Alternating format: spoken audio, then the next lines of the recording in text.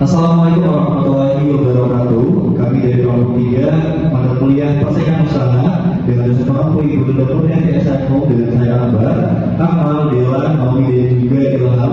Sini akan mempresentasikan analisis kami terhadap persoalan tender pada putusan nomor 03 garing KPU L garing 2018. Saya akan menjelaskan sedikit kronologis dari putusan ini. Yang pertama adalah perkara ini berkaitan dengan tender paket konservasi, rekonstruksi jalan dan pemeliharaan rutin jembatan Simpang C. Pasal perkara sebuah kawakan pada Satuan Pendidikan Pekerjaan Umum Provinsi Kalimantan Tengah, di mana ini diadakan pada tahun 2017 dengan total HPS sebesar 26 miliar yang bersumber dari APBD tahun 2017. Pengumuman perlawanan ini dilakukan pada tanggal 15 Desember 2016 melalui sistem LPSE, di mana melibatkan sebanyak 29 perusahaan, namun hanya beberapa perusahaan yang memasukkan penawaran. Di antaranya PT Kalido Bakti Persada Tanah, PT Jaya Wijaya Corporation dan juga PT Margo Omega.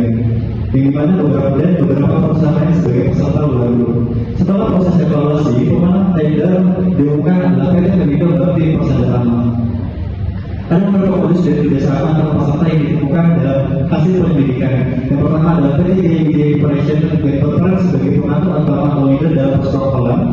Kemudian ada PT Jaya Wijaya juga membentuk satu grup yang terdiri dari dirinya, PT Kalido Bakti Persada Tanah dan PT Margo Omega. Serta PT Jaya Wijaya juga mengatur harga pemasaran penawaran yang dimana menentukan range mulai dari tinggi, rendah sampai dengan rendah. Dan jika ada peserta baru yang menawarkan harga di bawah pasar grup, maka panitia dan PT Jaya Wijaya akan menggugurkan perusahaan atau peserta tersebut. Sedangkan peran masing-masing perusahaan adalah PT Jaya Wijaya Corporation berperan sebagai leader atau pemeran utama dalam persekolahan ini. Kemudian ada PT Kalido Bakti Persada Tanah disebutkan sebagai pemenang tender dan juga Margo Omega yang hanya meminjamkan perusahaannya saja untuk ikut tapi tidak ikut mengelola sama sekali. Terdapat beberapa bukti yang ditemukan oleh KPU. Yang pertama adalah kesamaan dokumen penawaran yang nantinya akan lebih rinci di dalam pengawalan saya. Kemudian juga ditemui juga bukti terkait dengan IP ada satu adalah file identik yang menunjukkan bahwa di akses dari device atau komputer yang sama dan lebih rinci juga akan dijelaskan oleh rekan saya. Selanjutnya juga ditemukan dalam penyelidikan terkait adanya kerjasama antara para peserta dengan panitia, yang dimana panitia Pokja dengan sebuah provinsi Kalimantan Tengah juga ikut memfasilitasi persekolahan. Hal ini dikarenakan mereka meloloskan dokumen yang jelas-jelas memiliki kesamaan yang mencolok, tidak melakukan verifikasi mendalam atas dokumen peserta yang mirip, serta mengharapkan agar dokumen peserta dari grup PT Jaya Wijaya dilengkapi supaya tidak gugur. Kesimpulan dari kronologis ini adalah dari hasil pemeriksaan KPU menyimpulkan telah terjadi persekolahan horizontal dan juga vertikal. Persekolahan horizontal terjadi antara peserta tender yaitu PT Jaya Wijaya, PT Kalido Bakti dan juga PT Margo Omega dan bekerjasama untuk mengatur pemenang. Sedangkan persekolahan vertikal terjadi antara peserta dengan panitia tender atau Pokja yang turun untuk membantu mengondisikan pemenang. Perbuatan ini melanggar pasal 22 Undang-Undang Nomor 5 Tahun 1999 tentang larangan praktik monopoli dan persaingan usaha tidak sehat. Baik, selanjutnya saya akan menjelaskan terkait dengan siapa saja pelapor dalam kasus ini, yaitu terdapat 4 pelapor. Pelapor yang pertama itu adalah kelompok kerja atau Pokja, panitia pengadaan barang atau jasa pada Satuan Kerja Perangkat Daerah Dinas Pekerjaan Umum Provinsi Kalimantan Tengah sebagai pelaksana lelang. Dan pelapor yang kedua itu ada PT Kalido Bakti Persada Tanah, yaitu sebagai salah satu peserta tender atau perusahaan. Yang ketiga itu ada PT Jaya Wijaya Corporation, yaitu sebagai peserta tender yang berperan sebagai leader atau pengatur grup. Dan yang keempat ada pelapor PT Margo Omega, yaitu sebagai salah satu peserta tender atau perusahaan pendamping. Jadi mengapa mereka dijadikan sebagai pelapor? Alasan utama yaitu Majelis KPPU menilai adanya dugaan pelanggaran pasal 22 Undang-Undang Nomor 5 Tahun 1999 terkait dengan larangan persekolahan dalam tender.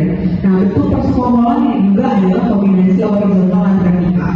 Nah, putusan memuat temuan fakta dan alasan hukum sebagai berikut. Yang pertama, alasan yang menunjukkan pelapor 1 itu ada Pokja pelapor 1 diduga memfasilitasi kelompok peserta. Pokja tidak menggagalkan proses lelang, mesti ada indikasi persekolahan seperti kesamaan dokumen, kesamaan nilai, nomor SKDB dan lain-lain. Nah, hal ini dipandang sebagai bentuk persekongkolan vertikal atau setidaknya kelalaian atau keleluruan yang memfasilitasi praktek curang. Dan yang kedua itu tidak melakukan klarifikasi atau pemeriksaan mendalam, seperti tidak memeriksa dokumen pendukung kembang atau infrastruktur status personil. Nah, majelis memandang ini sebagai kelalaian yang membantu berjalannya persekongkolan. Dan yang ketiga, terdapat peran aktif dalam membantu kelompok tertentu, seperti terkait dengan memberi informasi tentang persaingan kepada pelapor 3 dan mengimbau agar pengaturan dokumen dibuat sedemikian sehingga membuat evaluasi yang dipengaruhi. Nah, ini membuat sebagai salah satu perusahaan menang menjadi jerumus pada unsur persekongkolan vertikal.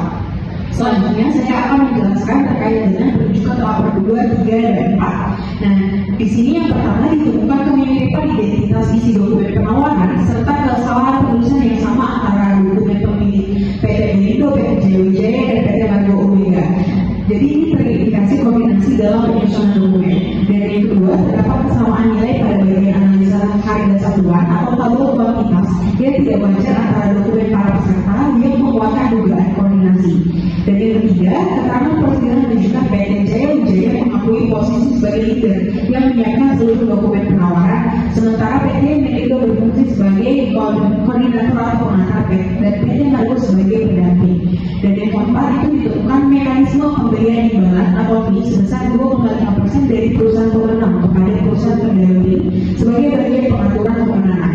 Dan yang kelima, ada bukti digital menunjukkan dokumen penawaran beberapa perusahaan diunggah dari komputer atau office device yang sama, yaitu kesamaan IP address dan metadata yang mendukung kesimpulan bahwa dokumen disiapkan dan diunggah secara terkoordinasi dari satu sumber.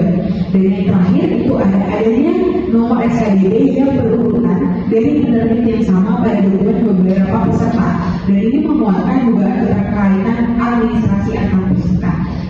Sekian yang bisa saya sampaikan, selanjutnya akan dilanjutkan oleh rekan saya. Oke, selanjutnya adalah membukti unsur-unsur pada pasal 22 nomor 1999 dalam perkara nomor 3 KPPU Strikal dan 2018, yang dimana unsur perusahaan dinyatakan terpenuhi karena terlapor 2, 3, dan juga 4 adalah badan usaha berbentuk perseroan data yang sah dan menjadi peserta tender, yang termasuk definisi pelaku usaha menurut pasal 1 angka 5 Undang-Undang Nomor 5 Tahun 1999. Selanjutnya kemudian unsur persekongkol juga terbukti baik secara horizontal maupun vertikal.